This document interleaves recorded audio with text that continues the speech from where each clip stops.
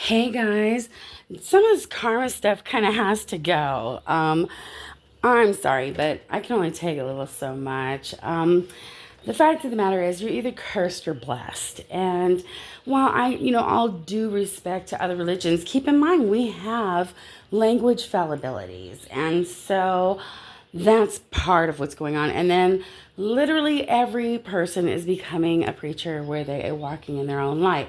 And as a person who does teach gospel principles and has from the age of at least two, I get it. There's a desire to want to teach, but you got to learn the right things to teach, guys.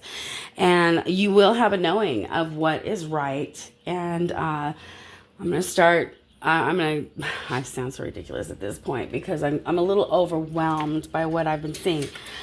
Okay, first of all, intuition is the light of Christ. Everyone's got the light of Christ, okay? How much you listen to it or do not is up to you. I really apologize. You're probably going to have to see some of my chores because I have a lot to do. And so, next, listening to your light of Christ, you will feel things resonate in you. Some people call it feeling the spirit. Then you will, but they're using that word resonation. We're having a double glossary going now. We're literally having, don't I have something to hold you? We're literally having, yes, when you're a single mom, you learn to do things one hand. I've had to do this for years. And so I'm going to do some clippings of this today and try to make, and, root them. So my green onions, they definitely need trimming. So anyway, next, we're always seeing these things that say karma says this, that, and the other thing. Well, no, karma didn't say that. A digital creator said that. And so it's just a nice, happy, or sweet little thought that somebody had, and now they want to dictate. I do think it's important that we listen to and when people say intuition, when we listen to the Holy Spirit and we learn things and we get divine information, that's groovy. But we need to understand that we don't always speak for everyone. No one speaks for the church. So, except for the prophet. So, here we are next, where it's important that I need everybody to get it in their head that you're being told God is removing people from your life because of this, that, and the other thing. No, not at all. For example, you'll hear them say, God is removing you from someone's life because he heard conversations that you didn't. That's not how God works. God doesn't prevent, God's not a charm or a talisman or a spell where you're getting your way because that's what's easier for you. No, we're here for lessons and experience that are going to challenge us so that we are becoming the best people that we're capable of becoming. And because God knows us personally, he knows his kids. And it's like if you were getting together with your dad and your, you know how we have the deans at school where they're like, okay, what kind of classes do you want to take? What do you want with your life? God knows what our goals were coming here. He knows who we are. And we each have a very unique curriculum. And it's sad because everybody wants to cram you into a box or make their own little name, and let's all take tithing just the same. Hey, tithing is a very important principle. It's more important for you, okay? When I was in Egypt, we had 24 branch members, I kid you not, including children. And Egypt is an overpopulous place.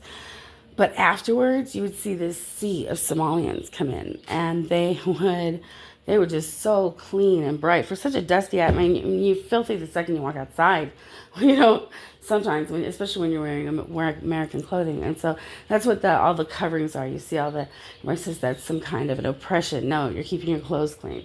And so, wow, you wouldn't even believe it because, they just look sparkling. And you're like, where'd you get the shower? It's hard to even do that. And so then afterwards, you'd see these little coins and little piece of paper, because it's a different kind of monetary system that I'm used to. And I'm like, what's this stuff?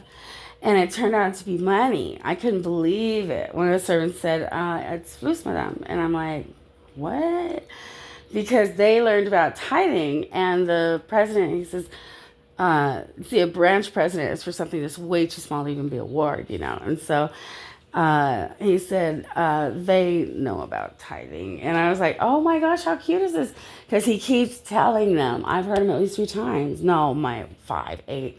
He's like, you don't have to leave it. That's not a law required of you. You haven't made a covenant to live by that. You don't have to do that.